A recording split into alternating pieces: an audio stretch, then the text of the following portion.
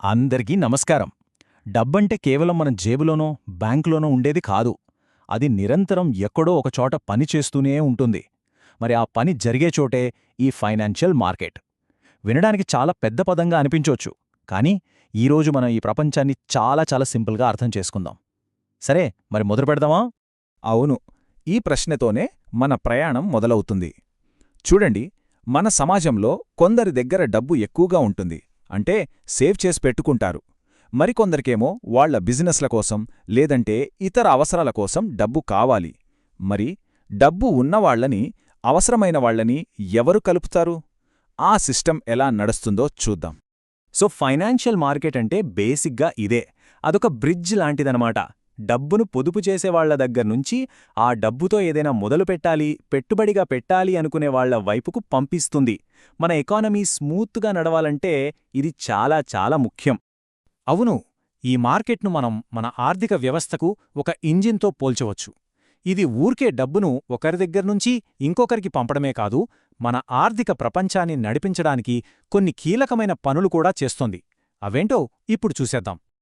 ఈ మార్కెట్ చేసే ముఖ్యమైన పనులు 4. మొదటిది పొదుపును సమీకరించడం. అంటే మనలాంటి వాళ్లు చేసే చిన్న చిన్న పొదుపులన్నింటినీ ఒకచోట చేర్చి పెద్ద పెద్ద కంపెనీలకు కావలసిన పెట్టుబడిగా మారుస్తుంది. రెండోది ధరలను నిర్ణయించడం. అంటే ఒక షేర్ అసలు విలువ ఎంత, ఒక ఆస్తి విలువ ఎంత అని డిమాండ్ సప్లైని బట్టి డిసైడ్ చేస్తుంది. మూడోది లిక్విడిటీ. అంటే మన దగ్గరున్న ఇన్వెస్ట్మెంట్స్ను మనకు అవసరమైనప్పుడు ఈజీగా అమ్ముకొని డబ్బుగా మార్చుకునే సౌకర్యం కల్పిస్తుంది. ఇక నాలుగోది ఖర్చులను తగ్గించడం. కొనేవాళ్లని, అమ్మేవాళ్లని ఒకే ప్లాట్ఫామ్ మీదకు తేవడం వల్ల టైం, డబ్బు రెండూ ఆదా అవుతాయి. ఫైనాన్షియల్ మార్కెట్ అంటే అంతా ఒకటే కాదు, అందులో మళ్ళీ 2 పెద్ద రకాలున్నాయి. ఈ తేడా దేనిమీద ఆధారపడి ఉంటుందంటే డబ్బు ఎంత కాలానికి అవసరం అనే దానిమీద. కొన్ని స్వల్పకాలిక అవసరాల కోసం ఒక మార్కెట్ ఉంది, కొన్ని దీర్ఘకాలిక లక్ష్యాల కోసం ఇంకో మార్కెట్ ఉంది. దీన్ని చాలా సింపుల్గా అర్థం చేసుకోవచ్చు. మనీ మార్కెట్ అనేది మన చెకింగ్ అకౌంట్ లాంటిది అనమాట. రోజువారీ ఖర్చుల కోసం, చిన్న చిన్న అవసరాల కోసం వాడుతుంటాం కదా, అలా. అదే క్యాపిటల్ మార్కెటేమో మన సేవింగ్స్ లేదా ఇన్వెస్ట్మెంట్ అకౌంట్ లాంటిది. భవిష్యత్తు కోసం, లాంగ్ టర్మ్ గోల్స్ కోసం డబ్బు దాచుకునేది.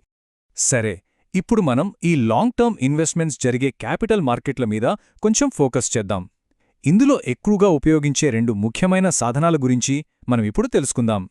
స్టాక్ కొనడం అంటే ఏంటో తెలుసా? ఒక కంపెనీలో ఒక చిన్న ముక్కను మనం కొనుక్కుంటున్నట్టు లెక్క.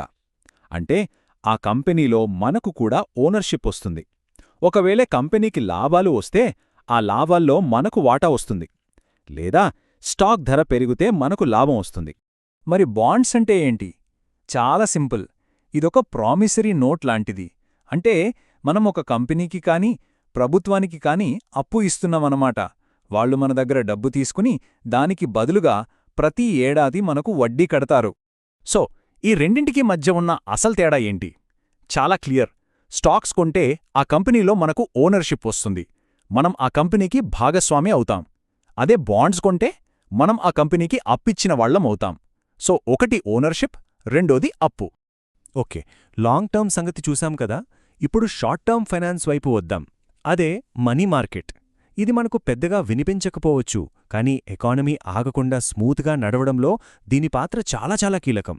మనీ మార్కెట్ యొక్క మెయిన్ గోల్ ఏంటంటే ఎకానమీకి రోజువారీగా ఇబ్బందులు రాకుండా చూడటం. ఒక్క రోజుకో లేదంటే కొన్ని వారాలకో డబ్బు అవసరమైనప్పుడు బ్యాంకులు, ప్రభుత్వాలు, పెద్ద కంపెనీలు అన్నీ ఇక్కడికే వస్తాయి. ఒక్క మాటలో చెప్పాలంటే మనీ మార్కెట్ అనేది మన ఆర్థిక వ్యవస్థ యొక్క రోజువారీ కార్యకలాపాలు ఆగకుండా చూసుకుంటోంది. అందుకే దీన్ని ఎకానమీకి జీవనాడి అని కూడా పిలుస్తారు. సరే, ఇదంతా పెద్ద పెద్ద కంపెనీలు, ప్రభుత్వాల గురించి కదా. మరి మనలాంటి సాధారణ ప్రజలు ఈ మార్కెట్లల్లో ఎలా పాల్పంచుకోవచ్చు? దీనికి చాలా పాపులర్ అయిన ఒక మార్గముంది. అదే మ్యూచువల్ ఫండ్. అంటే ఒక సామూహిక పెట్టుబడి అనమాట. ఒక ఫండ్ మేనేజర్ ఉంటారు. ఆయన మన అందరి దగ్గర నుంచి డబ్బును పోగేసి దాన్ని వేర్వేరు మంచి స్టాక్స్, బాండ్స్లో ఇన్వెస్ట్ చేస్తారు. మ్యూచువల్ ఫండ్స్లో ఉన్న అతిపెద్ద బెనిఫిట్ డైవర్సిఫికేషన్. అంటే మన డబ్బును ఒకే కంపెనీలో కాకుండా చాలా కంపెనీలలో పంచుతారు. అన్ని గుడ్లను ఒకే బుట్టలో పెట్టకూడదని ఒక సామెత ఉంది కదా, అచ్చం అలాగే. దీనివల్ల మనకు రిస్క్ అనేది బాగా తగ్గుతుంది. పైగా మనకు పెద్దగా నాలెడ్జ్ లేకపోయినా ఎక్స్పర్ట్స్ అయిన ఫండ్ మేనేజర్లు మన డబ్బును మేనేజ్ చేస్తారు. సో ఇది చాలా సులువైన మార్గం. సో ఈ విశ్లేషణలో మనం ఫైనాన్షియల్ మార్కెట్ల గురించి బేసిక్స్ తెలుసుకున్నాం.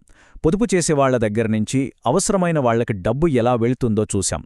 షార్ట్ టర్మ్, లాంగ్ టర్మ్ మార్కెట్ల మధ్య తేడా ఏంటో, అలాగే స్టాక్స్, బాండ్స్ లాంటివి ఎలా పనిచేస్తాయో అర్థం చేసుకున్నాం.